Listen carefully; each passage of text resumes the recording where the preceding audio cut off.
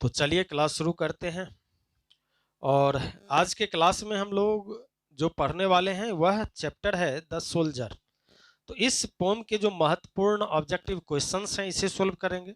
और इससे पहले हम लोगों ने sweetest love I do not go, song of myself, now the leaves are falling fast, ode to autumn, an epitaph, इन सभी चैप्टर्स के महत्वपूर्ण ऑब्जेक्टिव क्वेश्चंस को सोल्व किया है। अगर आपने नहीं पढ़ा है तो चले जाएं इंग्लिश यात्रा 2.0 चैनल पे, और प्लेलिस्ट में सारे वीडियोज अवेलेबल है, वहां से तैयारी करें। फिलहाल चलिए चलते हैं इस चैप्टर के महत्वपूर्ण ऑब्जेक्टिव क्वेश्चंस की तरफ। द सोल्जर, सोल्जर का अर्थ होता है सैनिक। और इस पोम को, इस कविता को हम लोगों ने पढ़ा है कि सैनिक का काम क्या है। सैनिक का काम है अपनी देश की रक्षा करना, लड़ना। तो लेकिन इस कविता का जो मेन थीम है, जो मुख्य उद्देश्य है, वह यह है कि war does not solve the problems, युद्ध समस्याओं का समाधान नहीं होता।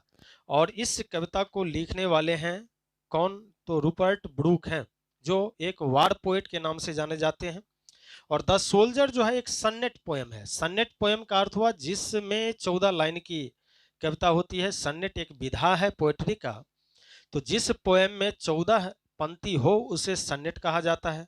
और सन्नेट के भी कई कैटेगरी हैं।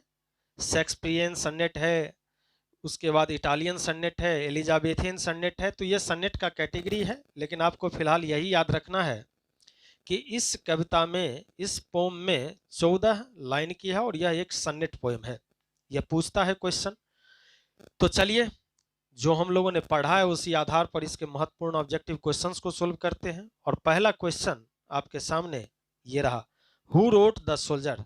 सोल्जर नाम की जो पोम है, कविता है, इसको किसने लिखा है? कमला दास, जॉन किट्स, जॉन डन या रूपर्ट ब्रूक? तो इसको लिखने वाले कौन है? रूपर्ट ब्रूक हैं, इसलिए इसका सही उत्तर है option D. Next question, was remembered as war poet. किसे वार पोएट के नाम से याद किया जाता है? जॉन डन को, रूपर्ट ब्रूक को, टी.एस. इलियट को, जॉन किट्स को? तो वार पोएट के नाम से जो याद किया जाता है वह रूपर्ट ब्रूक को। मेटाफिजिकल पोएट के नाम से याद किया जाता है जॉन डन को। रोमांटिक पोएट के नाम से याद किया जाता है जॉन किट्स को। ये सभी आपको याद रखना है। तो इस क्वेश्चन का जो आंसर है वह है option B. Next question, Rupert Brooke was born in. इनका जन्म कब हुआ था? 1922 या 1872, 1887 या 1915 में? तो इनका जन्म हुआ था 1887। इसका सही आंसर है option C. Next question, Rupert Brooke used to write. वह क्या लिखते थे? सन्नेट, ओड या हाइकू, या इनमें से कुछ भी नहीं? तो रूपर्ट ब्रूक की लिखने की जो पोएट्री की विधा थी वह सन्नेट है। 14 लाइन की कविता लिखते थे। हालांकि सन्नेट लिखने में महारथी जो हासिल किए हैं वो शेक्सपियर है, जिन्होंने लगभग 154 सन्नेट उन्होंने लिखा है, 14 लाइन की कविताएं। लेकिन रूपर्ट ब्रूक भी जो है वह सन्नेट ही लिखा करते थे, इसलिए इसका सही उत्तर है ऑप्शन ए। नेक्स्ट क्वेश्चन, इनमें से कौन सा पोएम जो है वह सन्नेट है? एन एपिटाफ है, फायर हेमन है, सॉन्ग ऑफ माई सेल्फ है, द सोल्जर है? तो इनमें से जो है 14 लाइन की कविता वह द सोल्जर है, इसलिए इसका सही उत्तर है ऑप्शन डी। नेक्स्ट क्वेश्चन, और अगला क्वेश्चन है, Rupert Brooke was a dot dot dot by profession. वह प्रोफेशन से क्या थे? टीचर थे, डॉक्टर थे, सोल्जर थे, पोएट थे? तो एक सोल्जर थे, इसलिए इसका सही उत्तर है option C. Next question, sonnet is the poem of. Sonnet जो है वह कितने लाइन की पोएम होती है? 14 लाइन्स, 5 लाइन्स, 15 लाइन्स, 10 लाइन्स? सन्नेट जो है वह 14 लाइन की कविताएं हैं और उसको दो भागों में बटा हुआ रहता है, 8 और 6 लाइन में, ऑक्टेव और सी स्टेट में। तो इसका जो सही उत्तर है वह है ऑप्शन ए।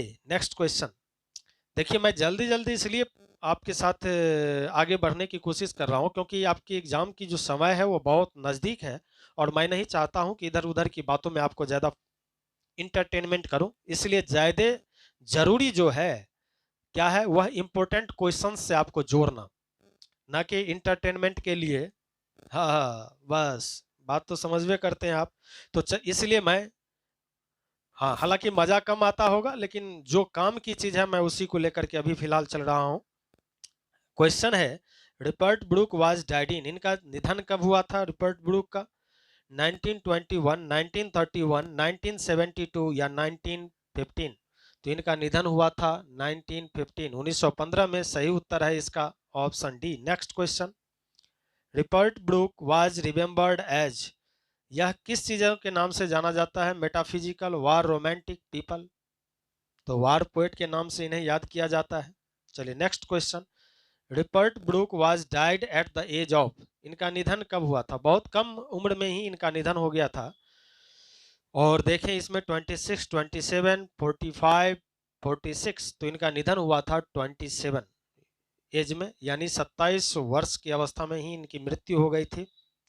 ऑप्शन बी इसका सही है। Next question, if I should die think only this of me, that there is some corner of a foreign field that is for ever England there shall be, is the line of the poem. यह जो पंक्ति है वह किस कविता का है?